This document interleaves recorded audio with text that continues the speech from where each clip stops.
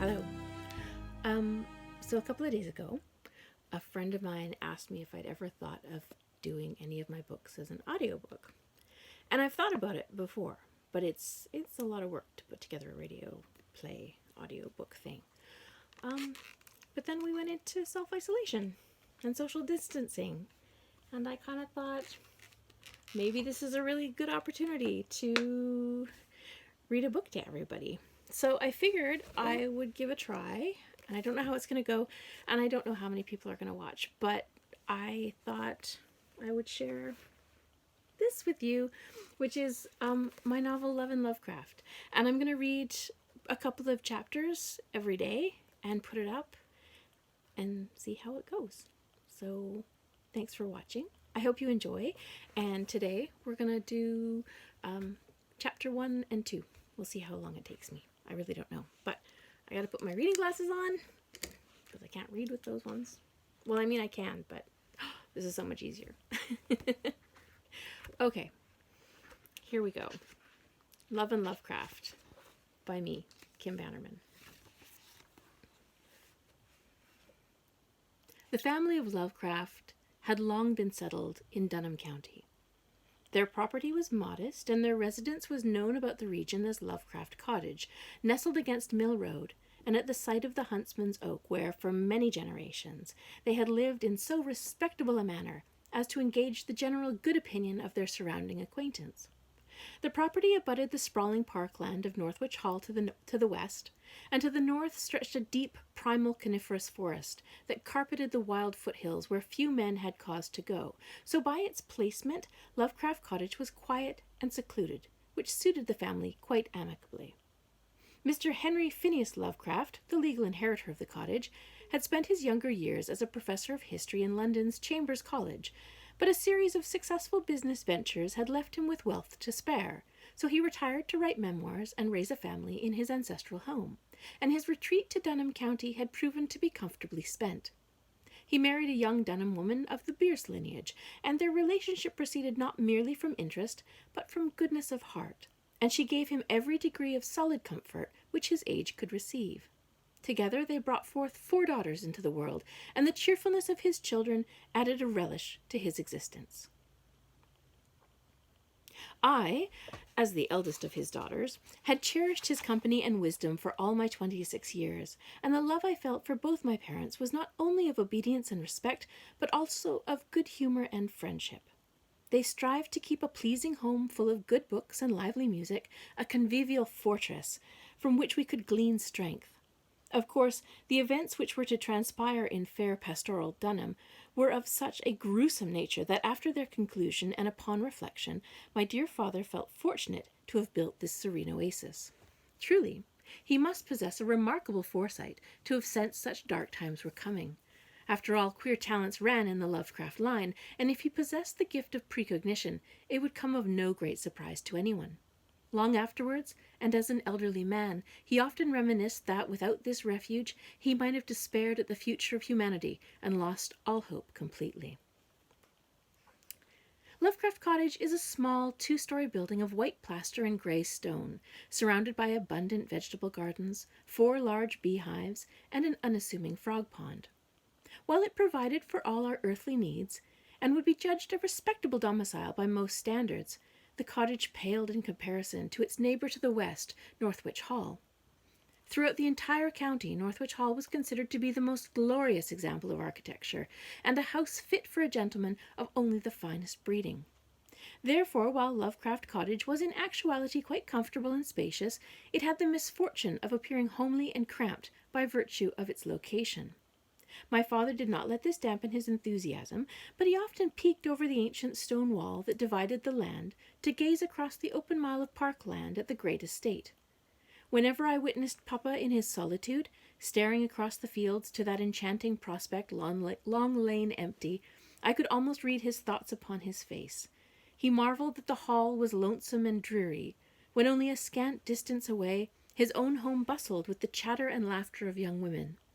How could one small house be so spirited, when its regal neighbour remained so derelict and sad? Therefore, When I heard a rumor from the elder Mrs. Runkle that Northwich Hall had been sold, I hurried immediately home from the village to inform my father that there were soon to be people living in the mansion. I hoped that the news might bring him good cheer. Northwich Hall had sat empty for nearly a generation, and the prospect of a new family, lighting candles in the dark and moody windows, hosting dances and parties for the ladies of the county, perhaps a wife or daughter seeking the companionship of new friends, it filled my heart with giddy anticipation. For almost the entirety of my life I had gazed out my bedroom window at the solemn, cold, and closed building, at the rolling lawns peppered with cherry trees, and I'd wondered if anyone could ever be brave enough to adopt such a magnificent project as reviving the neglected house, thereby transforming it from a Gothic ruin into a majestic palace. The manor's turrets and facade were somewhat Georgian at first glance, but grew ever more exotic the longer one studied its ornaments. The stones had been hewn of a granite so dark it appeared to my eyes as a mottled black in foul weather and a stern grey in summer. Yet the great estate was happily situated amongst the rolling woody hills, and contained a natural stream made beautiful without manufactured adornments, fringed with abundant herbage. This jubilant brook circled the western perimeter of the property, and terminated in a large circular pond well stocked with trout. In my earliest childhood memories, I recalled that the pond had been garnished by a pair of black swans. But when the previous inhabitants had left their great residence, so too had the waterfowl. Its expanse of open parkland was roughly square, and from the south a gravel drive connected the house with the green track, and from thence to Dunham village. This lane, bounded by parallel lines of swaying elms, skirted the edge of the trout pond, and continued past the sprawling gardens, then ducked under a stone palisade that sheltered the main entrance. Here broad steps led up to double oak doors that had been locked and bolted for decades. While the grounds and house were not as large as Delphine Manor in Upper Watley, it was also not as garish or bold, and retained an august distinction that Delphine Manor had lost when its occupants, the Wensleyaus, a frivolous and inbred lineage of questionable sensibilities, had strung filament bulbs hither and yon. In my opinion, Northwich Hall enjoyed a classic, restrained beauty that hinted at secrets and intrigues, and that suited my tastes much better. My father, when I found him in the garden and told him the news, cocked one hoary eyebrow in tempered interest. "As wonderful as that may be, I shall not get my hopes up, and nor should you, Harry," he warned. "It's my understanding that Northwich Hall is never to be inhabited again." I laughed, thinking this to be a bit of hyperbole. "And what a waste of a perfectly good house that would be," I replied, continuing inside to inform my mother. I found her sitting in the front parlor, mending stockings, as our housemaid Beatrice bustled about the kitchen preparing tea. A small fire crackled in the hearth. The windows were tightly sealed against the spring damp, and the parlor possessed a stuffy air that made one's nose itch. Mamma showed none of the hopefulness nor fascination that I had felt when confronted with such gladsome news. As I have previously mentioned, she's of the Bierce lineage. They are a stubborn bloodline, if occasionally given to bouts of obsession, and when matters do not conform to their desires, downright curmudgeonliness. "Oh, posh! Mrs. Runkle said so," she teased, and pinched my ear in a method that, while fond, left a sting. My mother never intends to be cruel, but she can be enthusiastic to the point of belligerence, and often assumes all people must feel as she does on a subject. As a younger woman, she'd been described as headstrong and determined, but in her middle years, those same qualities could be interpreted as bullish, and when my mother got an idea in her head, she became an unstoppable force. Woe be to anyone who stood in her way. "Why would the postmistress lie about such a thing?" I said.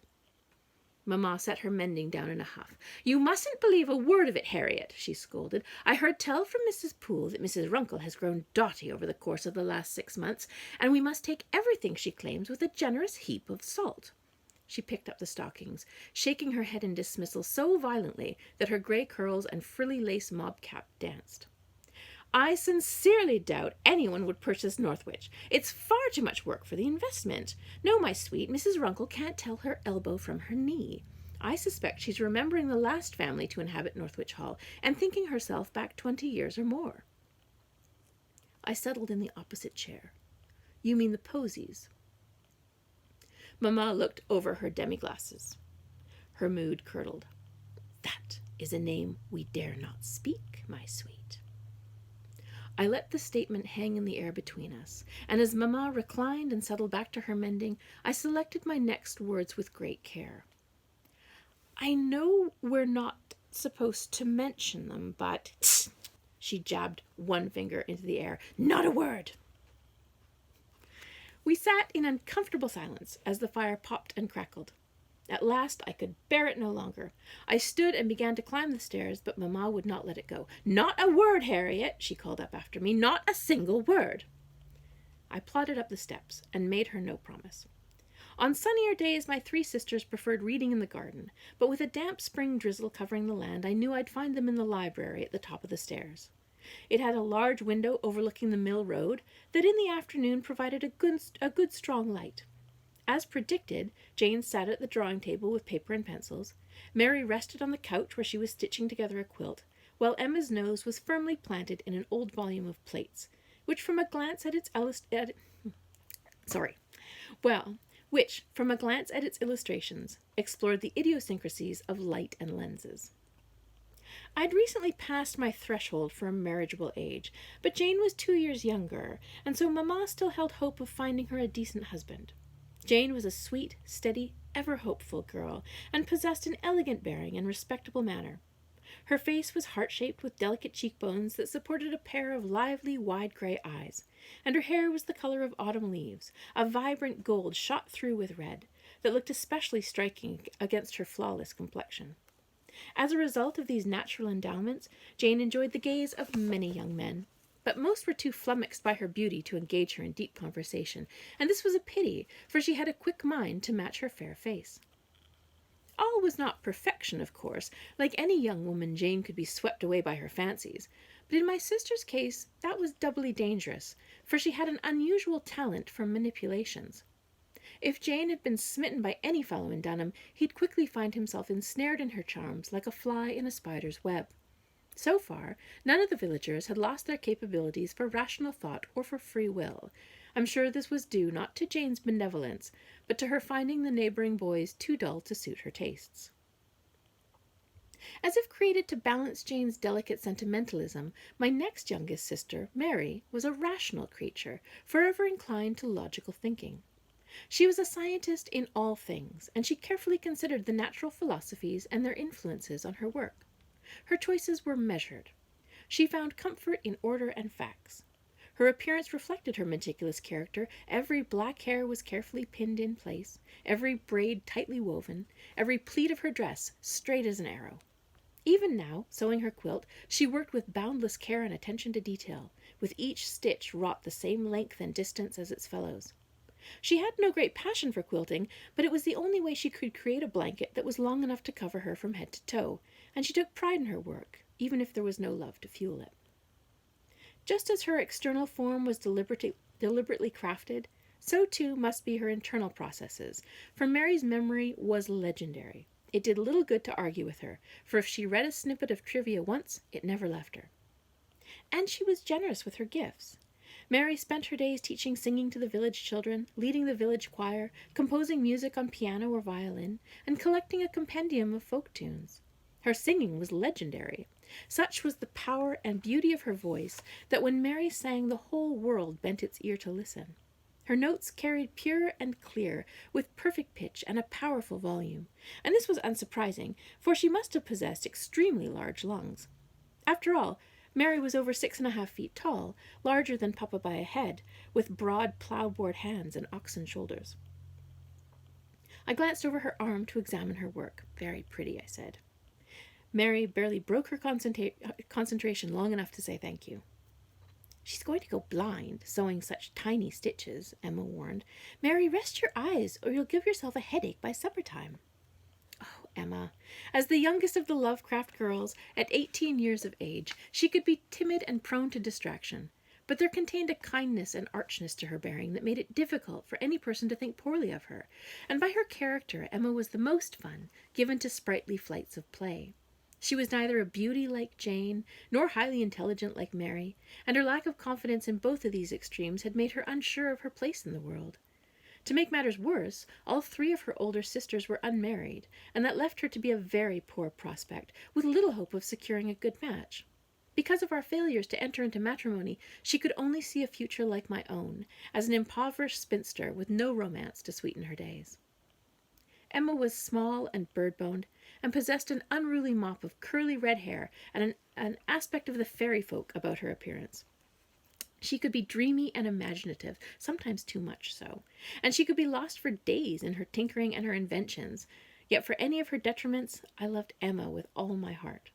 Her eyes sparkled, her manners were honest, her heart bent towards the fabulous. She endeavored to follow the latest fashions, but it was difficult in our secluded hamlet to know the trends, so her frocks were often an artistic interpretation that reflected her love of color and whimsy and ruffles.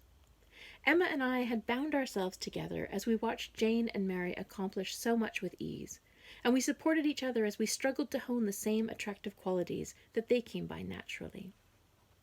Of course, Emma had her own supernatural talents that set her apart from the rabble, and I think in many ways she was the most affected by the series of events that were to happen in Dunham County.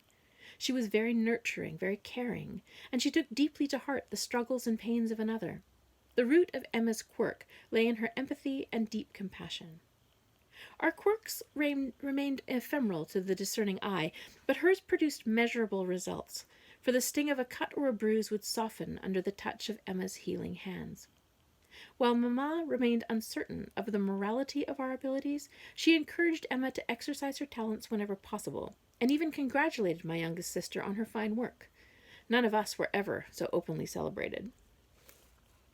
Emma set her book in her lap. "How was the library today?" she said. "Only one visitor," I replied. "Gerald Chowder brought a donation of novels, most in poor condition. He didn't stay long." "I think he's fond of you," said Jane. Inwardly I cringed, for I knew the reverse to be true, but outwardly I smiled. "Oh, I think not." Mary looked up from her sewing. "Is there any news from the village?" I took a seat on the couch by the far window and gazed out towards the road. Feigning a bored voice, I said, "No, not really. Mr. Rabbit has caught a cold. Mrs. Winterbottom and old Mrs. Tippler are hosting a tea on Friday. Oh, yes, and one more thing. Someone has bought Northwich Hall." To my satisfaction, all 3 of my sisters perked up, like a tree out of owls, and they asked, "Who? Who? Who?" I laughed. "Mrs. Runkle didn't provide any names," I said. "They must have great ambitions," Emma said in a reverent hush. "Or great fortunes," said Jane. "Can you imagine the income it'll take to restore the place? Just taming the gardens will take a small army." Mary set aside her needles and thread. "It may have been purchased, but that doesn't mean it will be inhabited. It could simply be an investment." "Oh, wouldn't it be wonderful for it to be a home again?" I said. "I've always loved Northwich Hall. It has such a mysterious aura." "There's no mystery," said Mary, ever rational. "It's only old, ruined, and dirty." "Oh, I think it's positively spooky," said Emma. I liked how my youngest sister's eyes gleamed. Precisely. I dropped my voice to a whisper, and with the fate of the poor Posey family to cast such a dreadful pall over its history. Jane scoffed at us both. "Be quiet, both of you." "You mustn't speak of it," said Mary. And of course that's all that was required for Emma to lean in close, eyes of fire. "Why? What mustn't we speak about?" Mary glowered at me for letting loose the tantalizing hint of a rumor in front of our most curious sister. "The Poseys, the last family to live in Northwich Hall. You've heard their name, no doubt," she said. "Only in passing," Emma said. "No one ever tells me anything."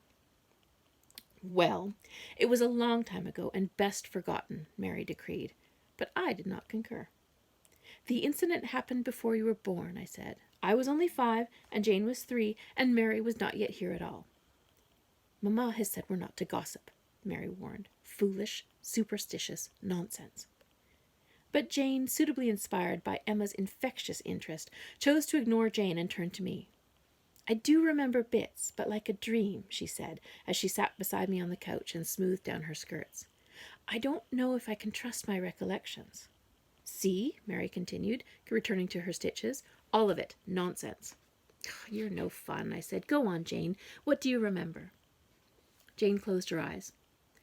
Well, the Posey family lived in Northwich Hall then, and Mr. Posey was said to be related to royalty, although I'm not sure on the lineage. He was a crabby old fellow, and Mrs. Posey was of a middling age and in good health, but frightfully ugly, with great ungainly mule teeth and wild, scrubby black hair. I don't think they had much fondness for each other. He liked her only for her ability to give him 3 sons, and she liked him solely for his fortune. You can't possibly know that, Mary said. You were only 3. I know this from later conversations with Papa, Jane replied. He's not so afraid to speak of the incident if you catch him in the right mood. I took up the tale. It was summer, I remember, because the huntsman's oak was in full leaf, and so was the elm in the garden, and the view from my room was partially obscured. The hour was very late, with only a half-moon to light the meadows, when a ferocious knocking came upon the kitchen door. Papa opened it to find Mr. Posey. His trousers were torn to shreds, and his hair was uncombed. Mud caked his face and hands. He claimed that the devil had come to Dunham County and eaten his children up, and whisked his wife away on the back of a fearsome black billy-goat. Emma's blue eyes were as wide as coins. Mary took her opportunity, and reached over to pinch Emma's ear, and our youngest sister yelped in terror. As we laughed, Emma thumped Mary on the shoulder, as effective as a kitten swatting a lion. I took up the tale. Papa and some of the men from the village went up to the house. They found the whole place in disarray, but no sign of Mrs. Posey or her sons. All 4 had vanished from the face of the earth and were never seen from again. What about Mr. Posey? Said Emma. Bundled off to Broadsmoor Asylum, I'm afraid, ranting about the devil all the way, said Jane. Poor fellow, I heard he hung himself. I heard he poisoned himself, said Mary. No, I replied. He sliced off his own head with a carving knife. Emma gave a little squeak of horror. I don't care how he died. It's all positively ghoulish. Well, it's certainly not a topic for polite conversation, said Mary. I'd rather not dwell on the particulars. It's terribly sad. Perhaps it's best not to talk about it at all, Emma agreed. Jane lifted her pencil again. Then I, for one, shall respect Mamma's wishes fully, she said, as she returned to her drawing. She could be frightfully sanctimonious, that one. But I reclined against the arm of the couch and glanced out the window. I can think of nothing more interesting to talk about, I admitted. I'd like to know what happened to Mrs. Posey and her boys. Surely there must be some hint or clue. Finally, said Mary, a lick of sense amongst the 3 of you. Some clue if the devil whisks you off to hell. You'd leave fingernail scratches in the floor at the very least. Mary sighed, rolled her eyes, and under her breath muttered, Codswallop.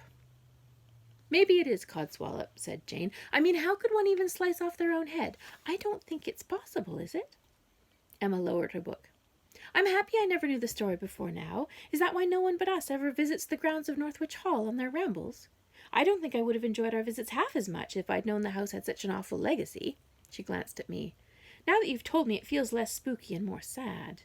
What a horrible history. Perhaps Mrs. Posey still haunts the place. Honestly, said Mary, putting her quilt aside, the 3 of you would scare yourselves silly given half a chance. No better than a bunch of schoolgirls. She affixed us with a stern glare. There's no phantoms in Northwich Hall. It's only a dilapidated building with a tragic history, nothing more. And I applaud whomever has purchased the place. They'll give it a new story and inject a bit of life into your haunted ruins. Our walks won't be the same, knowing someone is living on the grounds, I said. The new owners will arrive and change the whole place to suit themselves, and it'll lose all its enchantments. They could even withdraw access rights and keep the public from roaming on their land if it suits them. They wouldn't dare, said Emma, scandalized. They might, Jane replied. It would be highly unusual, but not impossible. We ought to visit this afternoon before they come and change it all, I said. Outside the window, the drizzle had stopped. The clouds parted, and the sun shone a little brighter. There, see, Emma said with an eager grin. The weather clears just for us. Mary grumbled, setting her sewing basket aside. Fine, let's go, if only to stop you 3 from spinning mad tales and giving each other nightmares. Thus we found ourselves taking our afternoon stroll eastward, across the rolling greens and towards the imposing mansion, with its Gothic facade that grew only more grey and gloomy as we drew near. This was a walk we often took, through the overgrown gardens and along the weedy paths that circled the murky, slimy trout pond, but normally we gave the main house with its black windows a generous berth. Today, however, we wandered into its shadow, emboldened by the idea that this now all belonged to a stranger. The house looked the same, dour, silent, and brooding, yet it would soon be bright and gay with occupation, and this abstract potential imbued it with a spirit that was slightly more convivial than in days past. It was no longer dejected and forgotten, but poised on the exciting edge of an unknown future. I was seized by a fierce curiosity, and my heart bursting with sudden courage, I sprinted up the wide stone steps to peer with cupped hands through the leaded glass on either side of the main doors.